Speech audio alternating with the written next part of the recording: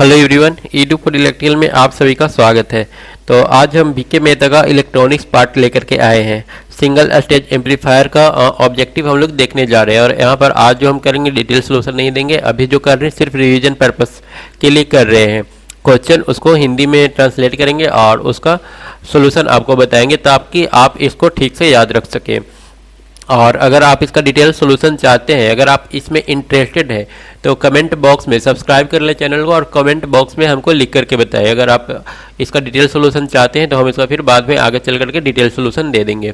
फिलहाल अभी के लिए हम यहाँ पर जो कर रहे हैं कुछ सिलेक्टेड क्वेश्चन हमने लेकर के आया है बीके मेहता से, और उस सिलेक्टेड मतलब जो टफ क्वेश्चन है हर चैप्टर से जो टफ क्वेश्चन होगा उसको हम बताते चलेंगे। और जब आपको लगे कि हमें इसका डिटेल सोल्यूशन चाहिए तो आप लोग कमेंट बॉक्स में लिख दिया कीजिएगा, ठीक है। फिलहाल हम भी सिलेक्टेड क्वेश्चंस को लेकर के आगे बढ़ रहे हैं। तो हमने जो क्वेश्चन सिलेक्ट किया है उसमें सबसे पहले हमारा क्वेश्चन नंबर 2, ठीक है। और हमने चैप्टर आपको बता दिया है सिंगल स्टेज एम्पलीफायर, ठीक है। सिंगल स्टेज ट्रांजिस्टर एम्पलीफायर का टॉपिक हम लोग लेकर के चल रहे हैं। सबसे पहले आते हैं क्वेश्चन नंबर 2 में पूछा है the phase difference between the output and input voltage of A common emitter amplifier. Phase difference पूछा है बिटवीन आउटपुट एंड इनपुट, और किस में पूछा है? कॉमन इमीटर एम्पलीफायर में पूछा है। तो कॉमन इमीटर के लिए जो फेज डिफरेंस होता है वो होता है 180 डिग्री। उसके बाद थर्ड नंबर क्वेश्चन हमने सिलेक्ट किया है it is generally desired that A transistor should है। ट्रांजिस्टर का जो इनपुट इम्पीडेंस है वो जनरली कितना होना चाहिए? तो 3 का सही आंसर हम लोग का सी हो जाएगा, ठीक है। मतलब कि ये हाई होना चाहिए, इनपुट इम्पीडेंस जो होना चाहिए वो हाई होना चाहिए। उसके बाद हमने जो नेक्स्ट क्वेश्चन सिलेक्ट किया है वो है क्वेश्चन नंबर 14। क्वेश्चन नंबर 14 बोल रहा है in a common emitter amplifier voltage gain. Common emitter amplifier में वोल्टेज गेन किसके बराबर होगा? तो 14 का हम लोग का सही आंसर हो जाएगा 4। ये होता है बीटा इंटू आर ए सी बटा आर इन। हालांकि यहाँ पर आपको ज़रूरत है थोड़ा सा एक्सप्लेनेशन का, लेकिन इसके लिए आप एक बार कमेंट बॉक्स में लिख दीजिएगा।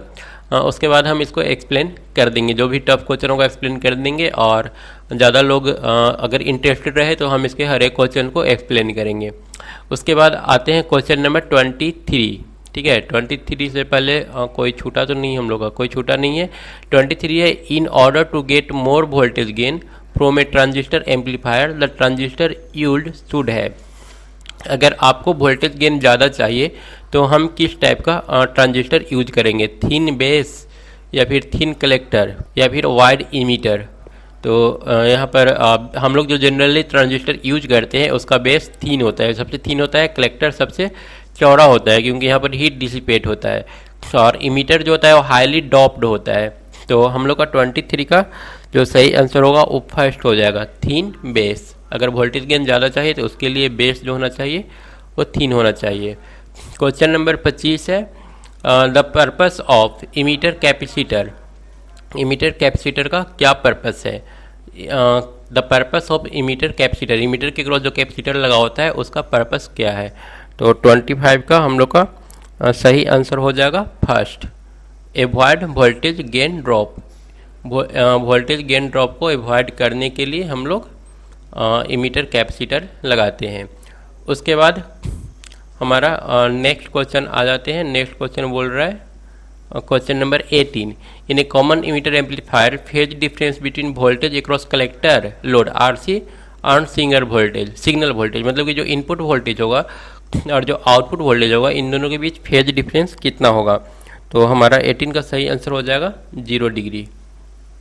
उसके बाद आते हैं नेक्स्ट क्वेश्चन नंबर हमारा 27 है in a transistor amplifier if a transistor amplifier feeds a load of low resistance, ठीक है। जैसा कि स्पीकर का रेजिस्टेंस लो होता है, then voltage gain will be. अगर ट्रांजिस्टर एम्पलीफायर जुड़ा हुआ हो लो रेजिस्टेंस से, जैसा कि स्पीकर एग्जांपल के रूप में लिया गया है, देन वोल्टेज गेन कितना होगा? तो हमारा 27 का सही आंसर हो जाएगा 4, ताकि इम्पीडेंस मैचिंग करा सके। अगर दोनों का इम्पीडेंस लो रहेगा तो हम लोग जानते हैं अगर इनपुट और आउटपुट रेजिस्टेंस सेम है तो मैक्सिमम पावर ट्रांसफ़र होता है। तो यहाँ पर सही आंसर क्या होगा? लो। और उसके बाद क्वेश्चन नंबर 28 है if the input capacitor of transistor amplifier is short circuited. अगर इनपुट कैपेसिटर को ट्रांजिस्टर एम्पलीफायर में शॉर्ट सर्किट कर देते हैं तो क्या होगा? तो 28 का हमारा सही आंसर हो जाएगा। 2, बायसिंग कंडीशन विल चेंज, जो बायसिंग का कंडीशन है वो चेंज हो जाएगा इनपुट कैपेसिटर अगर हम लोग शॉर्ट सर्किट कर देते हैं तो। उसके बाद क्वेश्चन नंबर 20 बोल रहा है in a single stage transistor amplifier RC and RL represent collector resistance and load resistance respectively. यहाँ पर बोल रहा है सिंगल स्टेज ट्रांजिस्टर एम्पलीफायर है जिसमें RC और RL कलेक्टर रेजिस्टेंस को रिप्रेजेंट करते हैं एंड लोड रेजिस्टेंस, एक कलेक्टर रेजिस्टेंस है और दूसरा क्या है, लोड रेजिस्टेंस है। The transistor see a DC load of, तो ट्रांजिस्टर के क्रॉस जो डीसी लोड होगा वो किस पर डिपेंड करेगा, मतलब कि जो डीसी लोड होगा, डीसी लोड के अंतर्गत क्या क्या आएगा, आरसी प्लस आरएल आएगा कि आरसी और आरएल दोनों पैरेलल में आ जाएगा। तो यहाँ पर ज़रूरत है एक्सप्लेनेशन का, लेकिन सबसे पहले लोगों का रिस्पॉन्स जानना जरूरी है, क्योंकि यूट्यूब में एक तो प्रॉब्लम है, किसी वीडियो को तो वो चाहे तो बहुत ज़्यादा वायरल कर देता है और कोई वीडियो चल ही नहीं पाता है। तो इस केस में हम लोगों का इंतजार करेंगे, अगर आप लोग सब्सक्राइब कर लीजिए, अगर आप लोग रेडी है तो हम इन सारे क्वेश्चंस को एक्सप्लेन करेंगे, अदरवाइज सारा मेहनत बेकार जाता है। तो हम अभी एक्सप्लेन नहीं कर रहे। 20 का जो हमारा सही आंसर होगा वो हो जाएगा RC, 4 इसका सही आंसर होगा। उसके बाद आते हैं नेक्स्ट क्वेश्चन में। नेक्स्ट क्वेश्चन है 47, the effect of resistance RC is that the voltage gain. RC का क्या, the effect of increasing RC को अगर हम लोग बढ़ाएंगे तो वोल्टेज गेन पर क्या इफेक्ट पड़ेगा। तो RC को बढ़ाने से वोल्टेज गेन में क्या इफेक्ट पड़ेगा, तो 47 का हमारा सही आंसर हो जाएगा फर्स्ट, वोल्टेज गेन इंक्रीज करेगा अगर हम लोग RC को बढ़ाएंगे तो। उसके बाद हमारा क्वेश्चन नंबर 54 है जो कि एक न्यूमेरिकल है। इसमें बोला है RC का वैल्यू 2 किलो ओम है, RL का वैल्यू इतना है, बीटा 60 दे दिया है और R इन जो है 1 किलो ओम दिया है। What will be the voltage gain, पूछा है कि वोल्टेज गेन कितना होगा। तो अभी हम इसको एक्सप्लेन नहीं कर रहे हैं, पर इसका जो सही आंसर है हम आपको बता दे रहे हैं, आप लोग इसको ट्राई कीजिएगा। जो 54 का जो सही आंसर है वो हो जाएगा 25। उसके बाद है डायरेक्ट फार्मूला बेस्ड क्वेश्चन है, फार्मूला से डायरेक्ट बन जाएगा। उसके बाद क्वेश्चन नंबर 55 है, in figure 36.18 the bypass capacitor is. इसमें बाईपास कैपेसिटर कौन सा है, फिगर जो ऊपर वाला दिखाया है इसमें पूछा है कि बाईपास कैपेसिटर कौन सा है। तो 55 का हमारा सही आंसर हो जाएगा 3, इसमें हमारा बाईपास कैपेसिटर CE है। उसके बाद आते हैं नेक्स्ट क्वेश्चन नंबर 56 में, पूछा है in the above figure the coupling capacitor are. Coupling capacitor इसमें से कौन सा है, तो यहाँ पर दो कैपेसिटर बचा है, एक CC और एक Cin। तो यहाँ पर पूछा है कपलिंग कौन सा होगा, तो 56 का हमारा सही आंसर हो जाएगा फर्स्ट, C इनपुट और CC, इसको हम लोग कपलिंग कैपेसिटर बोलेंगे। उसके बाद क्वेश्चन नंबर 50 है, figure 36.17 show A transistor amplifier circuit the output can be taken across. 50 में बोल रहा है कि हम लोग आउटपुट कहाँ से लेंगे, तो 50 का हमारा सही आंसर हो जाएगा थर्ड ऑप्शन है बोथ 1 और 2, या तो हम लोग इनसे, इससे और इससे, मतलब कि या तो RC के क्रॉस लेंगे या फिर टर्मिनल 1 2 से इसके क्रॉस जो वोल्टेज लेंगे वो भी हमारा आउटपुट हो सकता है, या फिर इन दोनों के बीच जो वोल्टेज लेंगे जो कि VCE होगा वो भी हमारा आउटपुट वोल्टेज हो सकता है। उसके बाद आते हैं question number 51, referring to figure 36.17 magnitude of output is. Output का मैग्नीट्यूड क्या होगा, मोर अक्रॉस RC के क्रॉस ज़्यादा होगा कि 1 और 2 के क्रॉस ज़्यादा होगा। तो दोनों में पूछा है किसके अक्रॉस वोल्टेज ज़्यादा होगा, और थर्ड ऑप्शन दिया है कि दोनों के क्रॉस सेम होगा। तो 51 का हमारा जो सही आंसर है वो थर्ड हो जाएगा, सेम इन एबव 2 केसेस, दोनों में जो हमारा आउटपुट वोल्टेज होगा वो सेम होगा। उसके बाद क्वेश्चन नंबर 58 है, in the amplifier circuit shown in figure 36.18 if RC is open circuited. अगर यहाँ पर RC को ओपन कर दें तो आउटपुट का पर क्या इफेक्ट पड़ेगा, इसको ओपन किया जा रहा है, तो अगर हम RC को ओपन कर देंगे तो बोल रहा है कि आउटपुट पर क्या फर्क पड़ेगा। तो हमारा 58 का जो सही आंसर होगा वो हो जाएगा फर्स्ट 0, आउटपुट क्या है 0 हो जाएगा अगर उसको ओपन करेंगे तो। If value of RC in figure 36.18 is generally the value of RC used in figure 36.18। यहाँ पर बोल रहा है कि RC का वैल्यू जनरली कितना होना चाहिए, तो ये हमारा क्वेश्चन नंबर 59 है। 59 का सही आंसर हमारा हो जाएगा 3। ठीक है, हाई होना चाहिए। क्यों? क्योंकि हम लोग आई बी जो हम लोग प्रोवाइड करते हैं वो काफ़ी स्मॉल होता है, और आई सी बराबर हम लोग जानते हैं, और जो भी आउटपुट हम लोग को मिलता है वो आई सी इंटू आर मिलता है। ठीक है, भी output I C into R होगा अगर हम लोग इस रेजिस्टेंस के क्रॉस आउटपुट लेंगे तो। और आई सी इंटू आर हाई तब होगा जब आर का वैल्यू हाई हो, तब हमको आउटपुट ज़्यादा मिलेगा। उसके बाद नेक्स्ट हम लोग आते हैं। नेक्स्ट हमारा क्वेश्चन नंबर 60 है। In the DC voltage measured across capacitor C in C E C C और 10 वोल्ट। ठीक है, if DC voltage measured across capacitor C in C E C, तीनों के बीच डीसी वोल्टेज जो मेजर किया गया है वो 10 वोल्ट है।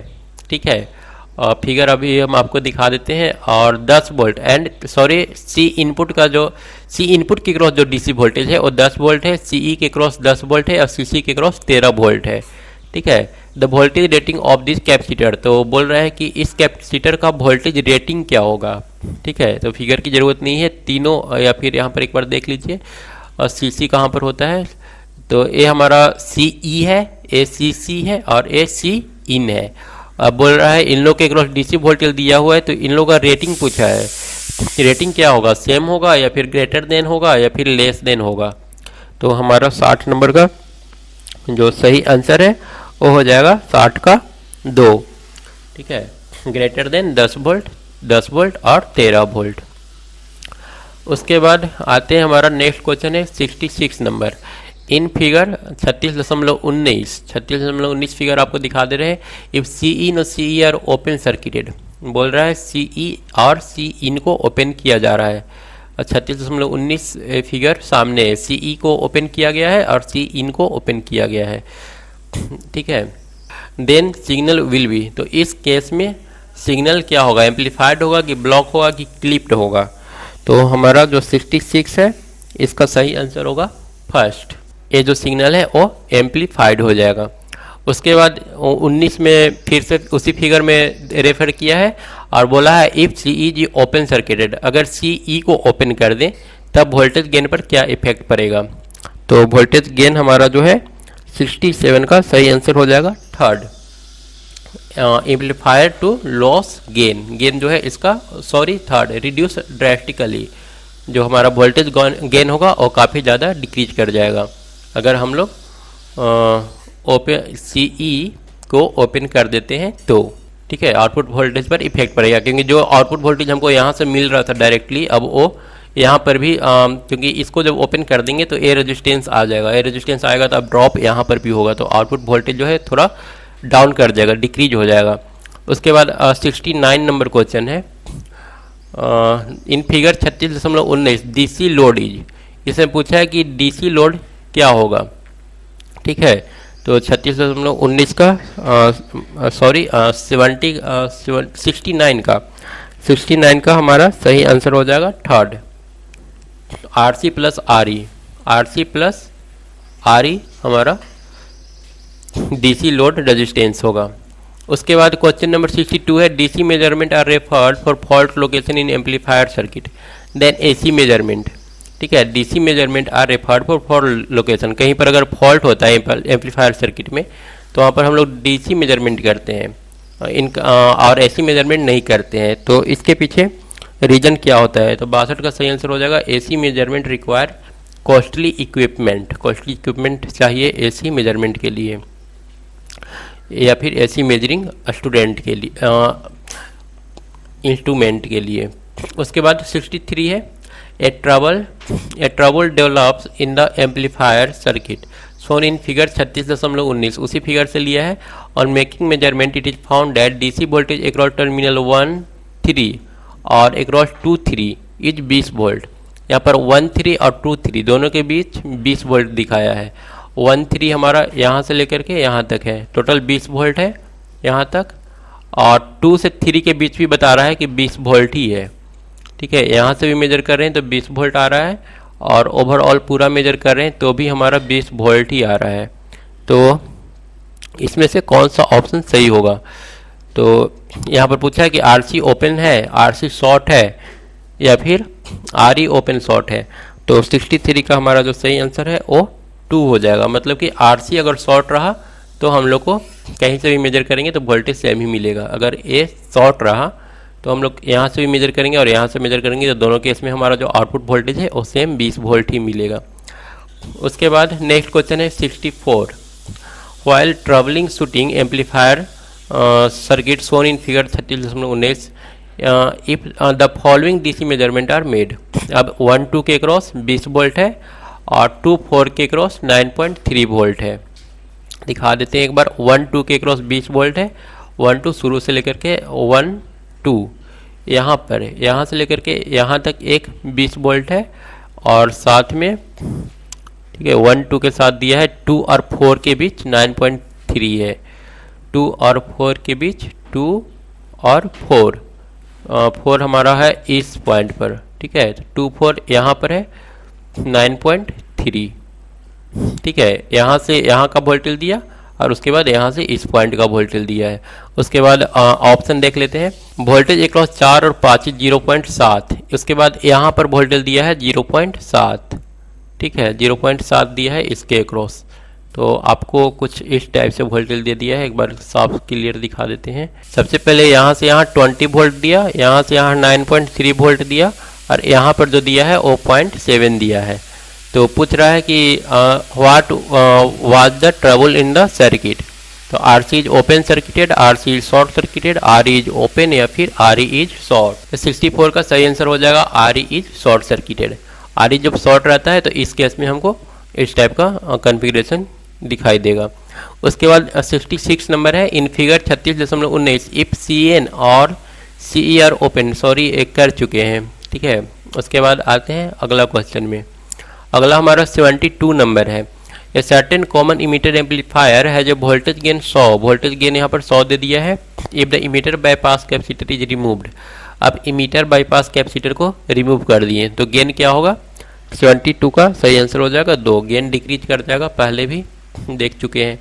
उसके बाद आगे हमारा क्वेश्चन 73 है। For common register amplifier RC का वैल्यू दे दिया है 1 किलो ओम, RE का वैल्यू दे दिया है 390, RE-15 और beta 75। RE is completely bypassed at operating frequency, the voltage gain is. RE जो है कम्प्लीटली बाईपास्ड है तो वोल्टेज गेन का वैल्यू क्या होगा। तो हमारा जो 73 है इसका सही आंसर हो जाएगा 1। आप लोग इसको सॉल्व करके ट्राई कीजिएगा और नहीं होगा तो फिर हम करेंगे। In a common emitter amplifier with voltage divider bias R input इतना दिया है, R1 दिया है, R2 दिया है, तो टोटल इनपुट रेजिस्टेंस कितना हो जाएगा। कॉमन इमीटर एम्पलीफायर में टोटल इनपुट रेजिस्टेंस पूछा है तो 74 का सही आंसर हो जाएगा 2। उसके बाद पूछा है a common emitter amplifier is driving a 10 kilo ohm load if RC 2.2 kilo ohm and RE-10 ohm, तो वोल्टेज गेन कितना होगा। कॉमन इमीटर है। ठीक है, लोड दे दिया है 10 किलो ओम, RL का वैल्यू दे दिया है, RC का वैल्यू दे दिया है और RE- दे दिया है। ठीक है, अब पूछा है कि वोल्टेज गेन कितना होगा। तो 75 का हमारा सही आंसर हो जाएगा 4, 180। तो ये था complete discussion single stage transistor amplifier का। तो उसके बाद अब मिलेंगे नेक्स्ट वीडियो में फिर से। तब तक इस वीडियो को क्लोज करते हैं। धन्यवाद।